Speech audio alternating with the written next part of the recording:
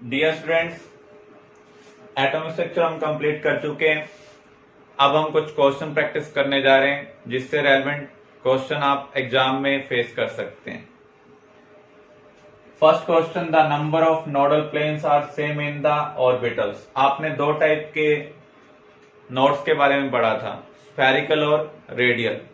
Spherical node हम कैसे calculate करते हैं, n माइनस एल माइनस 1, जबकि एंगुलर नोड या फिर नोडल प्लेन को हम एल से कैलकुलेट करते हैं। जिनकी एल वैल्यू सेम होगी उनकी नोडल प्लेन भी क्या होंगी, सेम होगी। एस पी डी एफ इन सब की एल वैल्यू डिफरेंट होती है तो उनके अंदर नोडल प्लेन भी क्या होंगी, डिफरेंट होंगी। तो यहाँ पर एस और डी है तो नोडल प्लेन सेम नहीं हो सकती। यहाँ पर एस और पी, यहाँ एस और डी, तो यहाँ भी नोडल प्लेन सेम नहीं हो सकती क्योंकि इनकी एन वैल्यू सेम नहीं है। यहाँ पर पी और पी है, एक 3p है एक 4p है, एल वैल्यू दोनों की सेम है इसलिए दोनों के अंदर नोडल प्लेन क्या होंगी, सेम होंगी। Question number 47, what transition in the hydrogen spectrum would have the same wavelength as the Balmer transition from n equal to 4 to n equal to 2 of helium ion spectrum.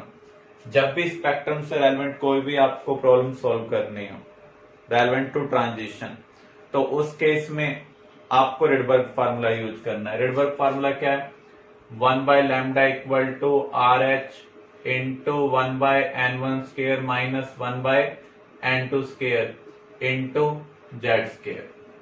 तो यहां पर अगर आप देखें, पहला केस हाइड्रोजन के लिए कहा हुआ है, तो यहां पर हाइड्रोजन के लिए ट्रांजिशन तो नहीं पता हमें, ये हमें निकालना है, लेकिन जेड की वैल्यू आपको पता है। जेड की वैल्यू क्या है, 1, तो इसे हम इक्वेशन 1 एज्यूम कर लेते हैं। ट्रांजिशन सेम है, इसका मीनिंग वेवलेंथ क्या है, सेम है। सेम वेवलेंथ वाला हमें ट्रांजिशन देखना है क्योंकि यहां पर इसने सेम वेवलेंथ मेंशन की है, तो 1 बाय लैम्डा हमने यहां पर भी रख दिया है। हीलियम के लिए ट्रांजिशन क्या दिया हुआ है, 4 से 2, तो n1 क्या होगा, 2 होगा, n2 क्या होगा, 4। हीलियम के लिए Z क्या होता है, 2। This is equation 2। अब हमें इक्वेशन 1 और 2 को कंपेयर करना है और n1 और n2 की वैल्यू निकालनी है। अगर इस इक्वेशन को हम सिमिलर टू दिस कर दें तो उस केस में हम n1 और n2 की वैल्यू निकाल सकते हैं। तो अगर यहां पर 1 है तो यहां पर भी क्या आना चाहिए, 1। तो इस 4 को हम इनसाइड ले जाएं तो 1 बाय 2 स्क्वायर इंटू 2 स्क्वायर क्या हो जाएगा, 1। तो 1 को हम कैसे लिख सकते हैं, 1 अपॉन 1 स्क्वायर। ऐसे इसको इंटू 2 स्क्वायर करेंगे, 2 स्क्वायर क्या होता है, 4, तो एक 4 कैंसिल। तो यहां पर क्या बचेगा, 1 अपॉन 4। 1 अपॉन 4 को हम क्या लिख सकते हैं, 1 बाय 2 स्क्वायर, यहां पर 1 ही है। तो थर्ड और फर्स्ट को कंपेयर करेंगे, ये पार्ट सेम है, ये पार्ट सेम है, ये पार्ट सेम है। अगर ये इक्वल है तो इन दोनों को भी इक्वल होना चाहिए। इसका मीनिंग n1 की वैल्यू 1 होनी चाहिए, n2 की वैल्यू क्या होनी चाहिए, 2 होनी चाहिए।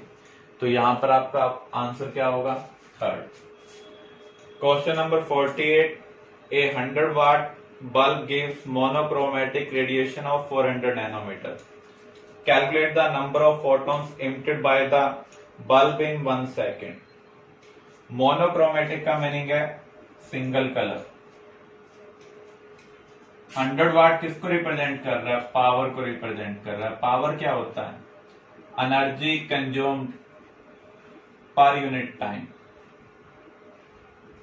आपने Max Planck quantum theory study की थी, तो उस केस में जो टोटल एनर्जी है वो किसके ऊपर डिपेंड करती है, नंबर ऑफ फोटॉन्स अब्जॉर्ब्ड और इमिटेड बाय सब्सटेंस। और एक फोटोन की एनर्जी क्या होती है, एच न्यू। न्यू क्या होता है, सी बाय लैम्डा। अगर हम ई टोटल कैलकुलेट कर लें यूजिंग पावर, हम ई टोटल कैलकुलेट कर सकते हैं। हम कितने टाइम के लिए बल्ब को यूज करना चाह रहे हैं, 1 सेकेंड के लिए। अगर हम पावर को टाइम से मल्टीप्लाई कर दें तो आपको टोटल एनर्जी मिल जाएगी। तो यहाँ पावर दी हुई है 100 वाट। वाट का मीनिंग क्या होता है? जूल पर सेकंड। तो यहाँ पर जो हमें टाइम यूज करना होगा वो सेकंड की फॉर्म में यूज करना होगा। तो 100 इंटू 1 सेकेंड, तो यहाँ पर कितनी एनर्जी रिलीज हो रही है? 100 जूल रिलीज हो रही है। एन हमें कैलकुलेट करना है। एच की वैल्यू क्या होती है? 6.6 into 10 power is to -34। C velocity of light है 3 into 10 power is to 8। Wavelength आपको क्या दी हुई है? 400 नैनोमीटर। नैनोमीटर को हम मीटर में कन्वर्ट कर लेते हैं। नैनो का मीनिंग है 10 पावर इज टू -9। इसको सॉल्व कर लें और एन कैलकुलेट कर लें। That is your answer.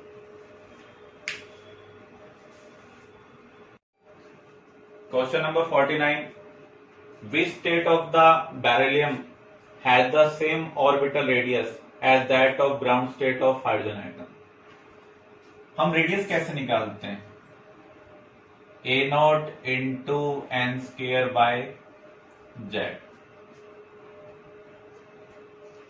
ये जो रेडियस होना चाहिए बेरिलियम आयन के लिए किसके इक्वल होना चाहिए? Ground state of hydrogen atom के इक्वल होना चाहिए। ग्राउंड स्टेट का मीनिंग क्या है? First orbit of hydrogen. A0 क्या होता है? Radius of first orbit of hydrogen. तो ये इसके इक्वल होना चाहिए। तो यहां पर A0 से A0 क्या हो जाएगा? कैंसिल हो जाएगा। इसका मीनिंग एन स्क्वायर किसके इक्वल होगा? जेड। बेरिलियम के लिए जेड क्या होता है? 4। हमें एन वैल्यू निकालनी है, तो एन यहां पर क्या आ रहा है? 2।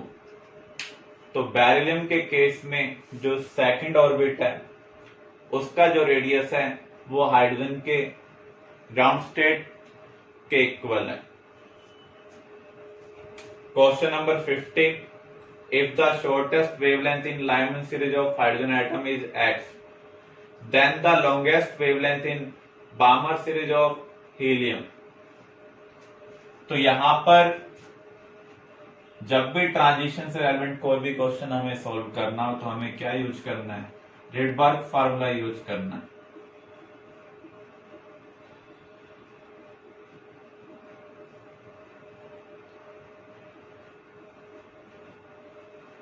तो पहले केस में क्या कह रहा है? Shortest wavelength in Lyman series.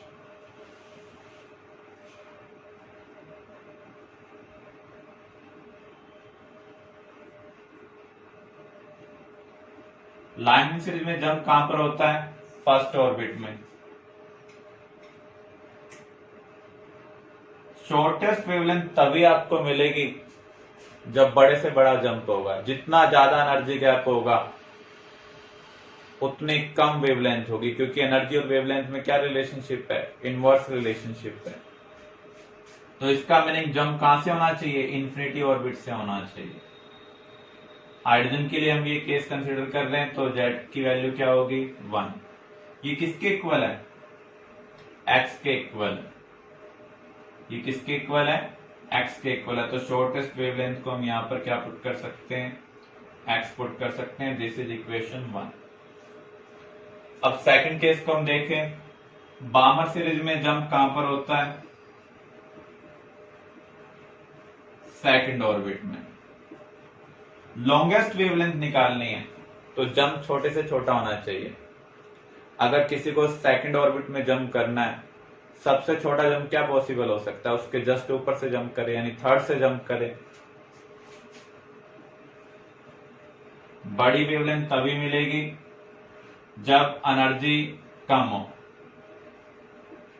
तो हीलियम के लिए जेड वैल्यू क्या है? 2। अब आप इक्वेशन 1 को 2 से डिवाइड कर दें। लैम्डा की वैल्यू एक्स के टर्म में निकाल लें।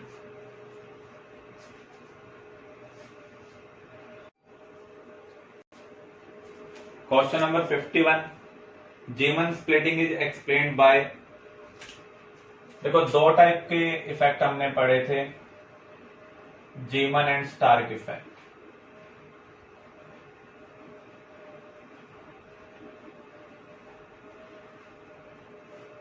जब हम हाइड्रोजन स्पेक्ट्रम वाली लाइट को, जो डिस्चार्ज ट्यूब में जब हमने हाइड्रोजन गैस ली है, उस लाइट को अगर हम मैग्नेटिक फील्ड में से पास करते हैं, फिर प्रिज्म में से पास करते हैं, जो हाइड्रोजन स्पेक्ट्रम में आपको 100 लाइंस मिल रही थी वो थाउजेंड्स ऑफ लाइन में कन्वर्ट हो जाती हैं। इसका मीनिंग लाइंस फर्दर स्प्लिट हो रही हैं, ब्रेक हो रही हैं। अगर मैग्नेटिक फील्ड की वजह से वो इफेक्ट होता है तो उसे हम क्या बोलते हैं, जीमन इफेक्ट। अगर इलेक्ट्रिक फील्ड की वजह से वो इफेक्ट होता है तो उसे हम क्या बोलते हैं, स्टार्क इफेक्ट। इसको हम एक्सप्लेन कर सकते हैं यूजिंग मैग्नेटिक क्वांटम नंबर, क्योंकि मैग्नेटिक क्वांटम नंबर हमें ओरिएंटेशन ऑफ ऑर्बिटल के बारे में इंफॉर्मेशन देता है, डायरेक्शन ऑफ ऑर्बिटल के बारे में इंफॉर्मेशन देता है। क्वेश्चन नंबर 52, इनमें से कौन सा कॉन्फ़िगरेशन एक्साइटेड स्टेट को रिप्रेजेंट करता है? अगर आप रूल्स के अकॉर्डिंग कॉन्फ़िगरेशन लिखते हैं तो वो ground state configuration. आर्गनेटिन 4s2 3d3, तो ये रूल्स के अकॉर्डिंग कॉन्फ़िगरेशन है, क्योंकि हम 4s के बाद ही 3d को फिल करना स्टार्ट करते हैं। नोबल गैस कॉन्फ़िगरेशन के बाद हम s को फिल करना स्टार्ट करते हैं, तो ये भी ग्राउंड स्टेट कॉन्फ़िगरेशन है। आर्गनेटिन 4s2 3d4, ये क्रोमियम वाला कॉन्फ़िगरेशन है, जो एक्सेप्शन एक्सचेंज एनर्जी की वजह से, जो एक्सेप्शन वाले कॉन्फ़िगरेशन है वो ग्राउंड स्टेट कॉन्फ़िगरेशन ही। इसके बाद अगर हम इसको देखें, नियोन 3s2 आना चाहिए, लेकिन यहां पर 3s1 है, उसके बाद क्या दिया हुआ है 3p6, तो ये ग्राउंड स्टेट कॉन्फ़िगरेशन नहीं है। जो एक्सेप्शन केस आते हैं वो किस में आते हैं, डी में या फिर एफ में आते हैं, पी में कोई एक्सेप्शन केस नहीं आता। तो पी फिल करने से पहले एस कंप्लीटली फिल होना चाहिए। अगर ऐसा नहीं है तो ऐसे कॉन्फ़िगरेशन को हम क्या कहेंगे, एक्साइटेड स्टेट कॉन्फ़िगरेशन। तो आपका आंसर यहां पर यह होना चाहिए। For an electron in A 1s orbital, S की शेप कैसी होती है, स्फेरिकल सिमेट्रिकल।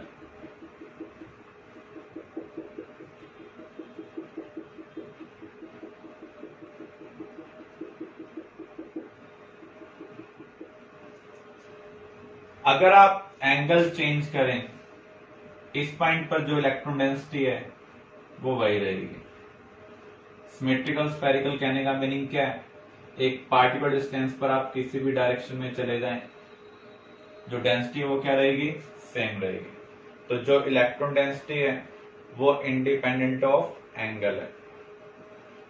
लेकिन अगर आप फार अवे जाएंगे तो उस केस में क्या होगा, न्यूक्लियस के क्लोज एस में इलेक्ट्रॉन डेंसिटी ज्यादा होती है, जैसे जैसे हम दूर जाते हैं डेंसिटी क्या होती है, कम होती है।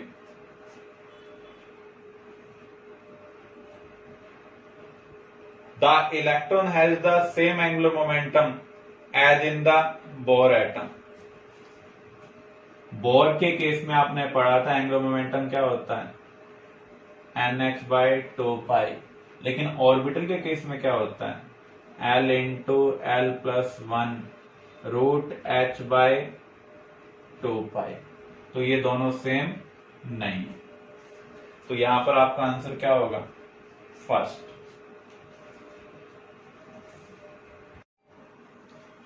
Question number 54, the magnetic moment of mx positive ion atomic number 25 is √15 bore magneton. The number of unpaired electron and the value of x respectively। देखो अगर किसी का एटॉमिक नंबर 25 है तो उसका कॉन्फ़िगरेशन क्या होगा, आर्गनेटिन 4s2 3d5, 25 को सेटिस्फाई करता है। अब ये कह रहा है कि इसका जो मैग्नेटिक मोमेंट है वो है √15, इसका मीनिंग n इंटू n+2 का रूट किसके इक्वल होगा, √15 के। रूट से रूट क्या हो जाएगा, कैंसिल, तो n की वैल्यू क्या मिल रही है, 3। तो ये किसको रिप्रेजेंट कर रहा है? नंबर ऑफ अनपेड इलेक्ट्रॉन को। अगर आप इस कॉन्फ़िगरेशन को बॉक्स की फॉर्म में लिखेंगे तो आप देखेंगे डी के अंदर कितने अनपेड इलेक्ट्रॉन है? 5। लेकिन जो आयन है हमारे पास उसके अंदर सिर्फ 3 अनपेड इलेक्ट्रॉन है।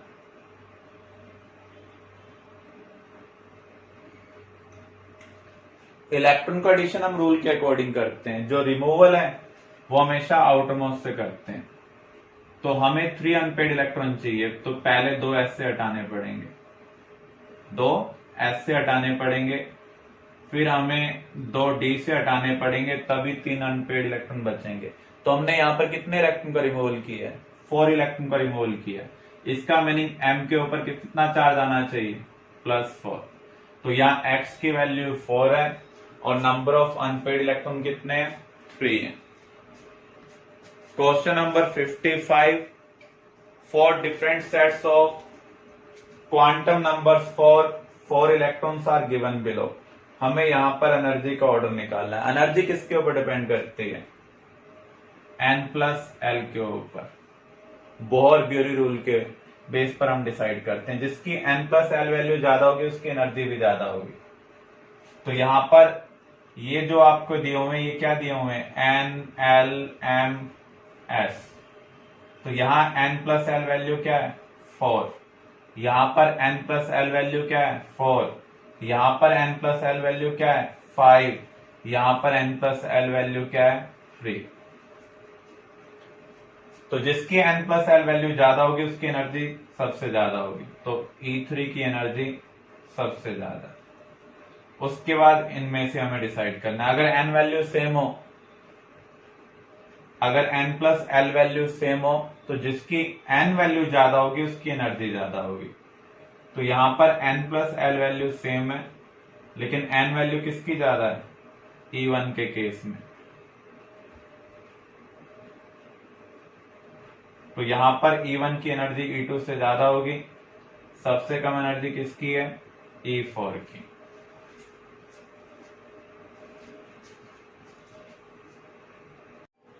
Question number 56, particle a moving with certain velocity has the de Broglie wavelength 1 angstrom.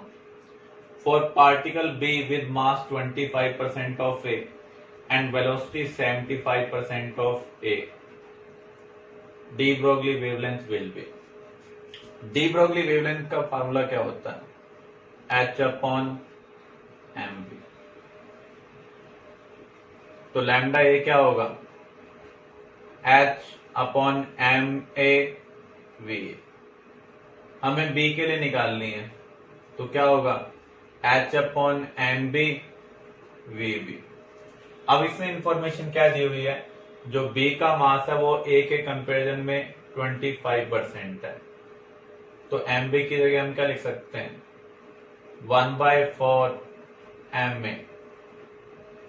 और जो वेलोसिटी है वो 75% है। 75% का मीनिंग क्या है? 3/4 v। तो इसे हम सॉल्व करते हैं तो आपको क्या मिल रहा है? 16/3 इंटू h/ma/v। तो ये डी ब्रोगली वेवलेंथ है किसकी? ए की, जिसकी वैल्यू आपको दी हुई है 1 एंगस्ट्रॉम। तो 16/3 इंटू 1 क्या आ जाएगा? 5.33 angstrom. Question number 57, the ratio of ionisation energy of H and beryllium tripositive ion. Ionisation energy का मीनिंग क्या है? किसी भी इलेक्ट्रॉन को न्यूक्लियस अट्रैक्शन से फ्री करना। उसके लिए इलेक्ट्रॉन को हमें ग्राउंड स्टेट से कहां पर लेकर जाना पड़ेगा? इन्फिनिटी ऑर्बिट में। तो आयोनाइजेशन एनर्जी क्या होगी? E∞ minus E1। अगर हम हाइड्रोजन के लिए कह रहे हैं तो यहां पर E1 ऑफ हाइड्रोजन आएगा। E∞ हमेशा क्या होता है? 0।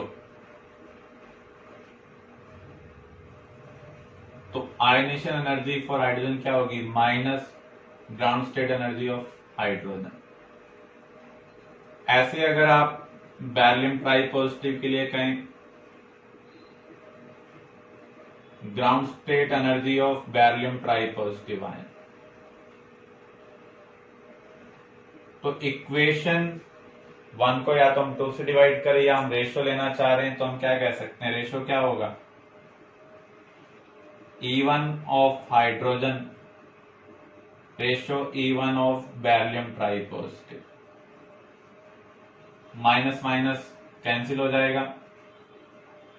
E1 of beryllium try positive हम कैसे निकाल सकते हैं, आपको पता है हाइड्रोजन लाइक स्पीसीज के लिए जो एनर्जी है वो हाइड्रोजन से रिलेटेड होती है। तो En क्या होता है, E1 of hydrogen upon n square into Z square. Beryllium के लिए जेड क्या है, 4। आपने रिलेशनशिप स्टडी की हुई है, En क्या होता है, E1 upon n square into Z square, तो हम इसका यूज कर रहे हैं। तो E1H से E1H क्या हो जाएगा, कैंसिल। सॉल्व कर रहे हैं तो आपको क्या मिल रहा है, 1:16। How many electrons are in M shell of an element with atomic number Z। M shell क्या है, KLM, M का मीनिंग है हम थर्ड ऑर्बिट की बात कर रहे हैं, जिसकी n वैल्यू 3 हो। कॉन्फ़िगरेशन लिखें 1s2 2s2 2p6 3s2 3p6 4s1 3d5। ये क्रोमियम वाला केस है। तो यहां पर N3 वाले इलेक्ट्रॉन काउंट करेंगे तो कितने आ रहे हैं, 5 + 6 11 + 2 13। तो डी ऑप्शन यहां पर आपका आंसर होगा।